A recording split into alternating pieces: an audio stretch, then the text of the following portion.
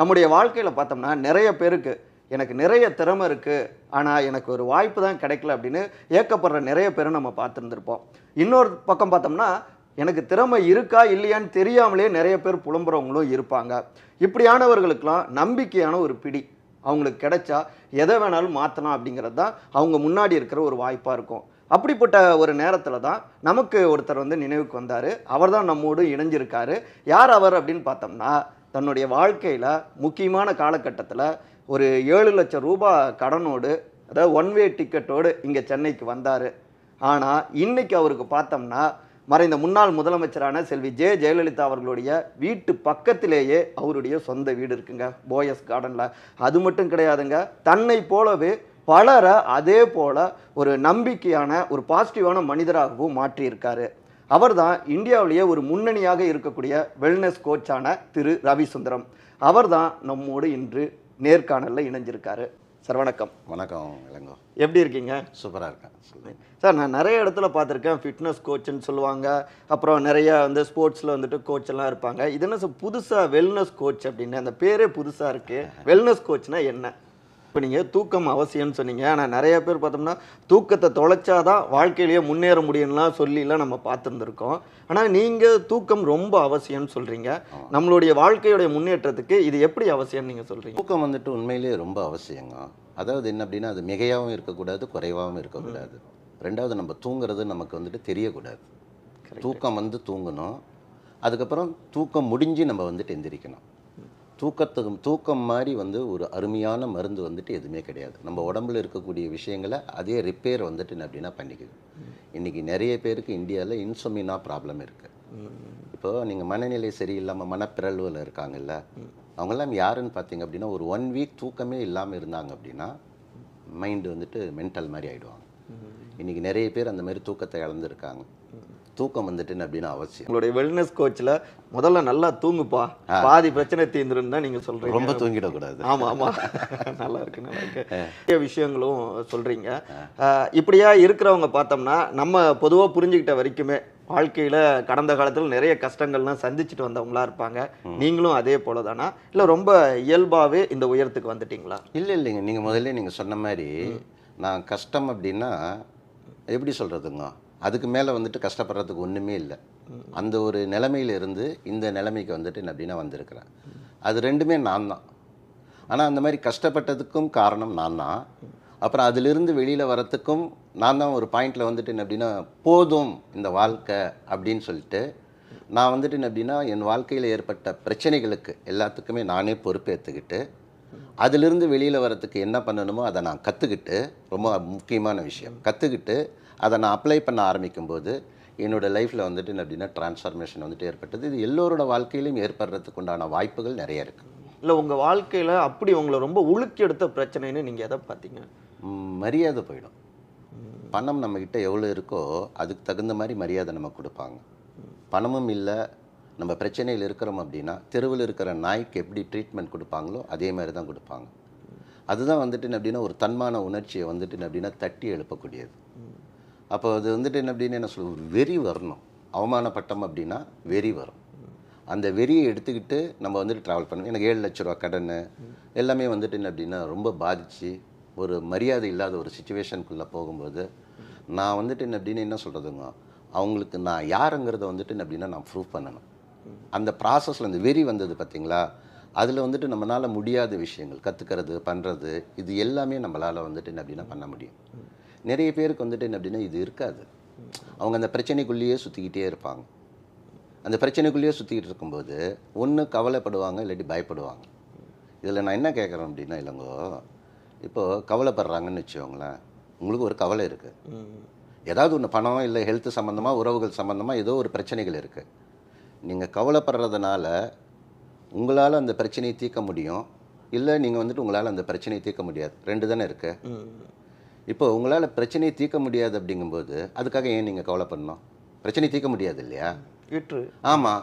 இப்போ உங்களால் தீர்க்க முடியும்னு வச்சுக்கோங்க, தீர்க்க முடியும்னு தெரிஞ்சிருது இல்லை, அப்போ அதுக்குள்ளே இறங்கி வந்துட்டு என்ன அப்படின்னா நம்ம ஒர்க் பண்ணணும்.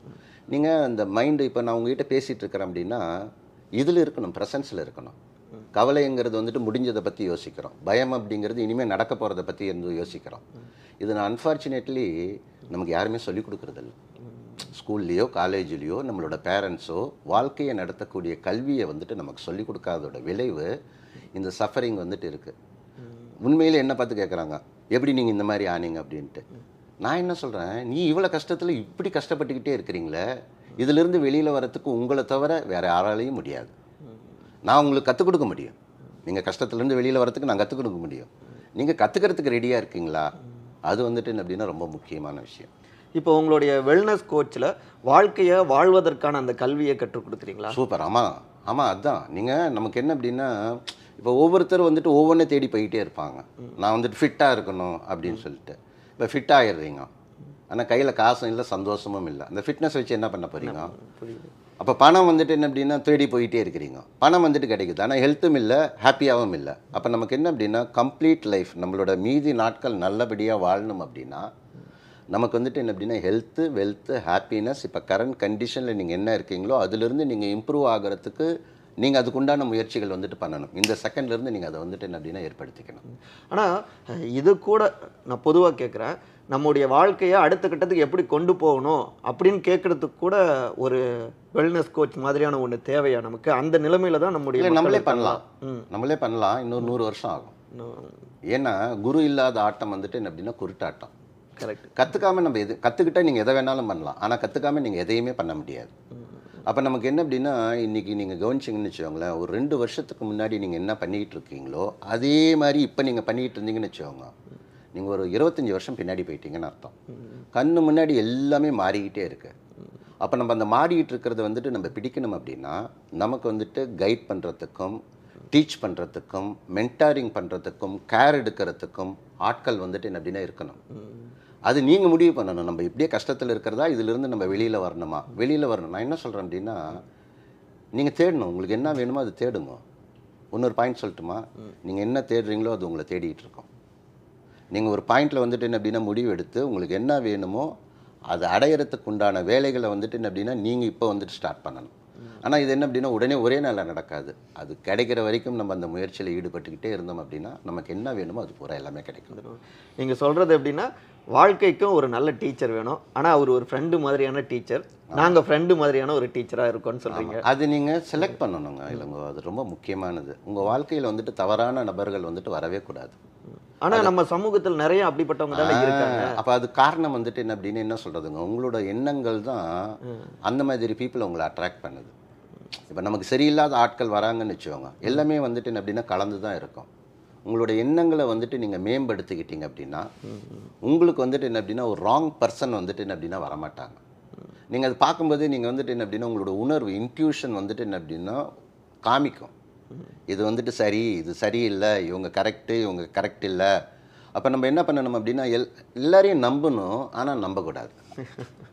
அதுவும் இந்த பேண்டமிக் அப்புறம் மனிதர்கள் வந்துட்டு என்ன அப்படின்னு என்ன சொல்கிறதுங்க, ஒரு அறம் சார்ந்த வாழ்க்கைக்குள்ளே வந்துட்டு அதிலிருந்து வெளியில் வந்துக்கிட்டு இருக்காங்க.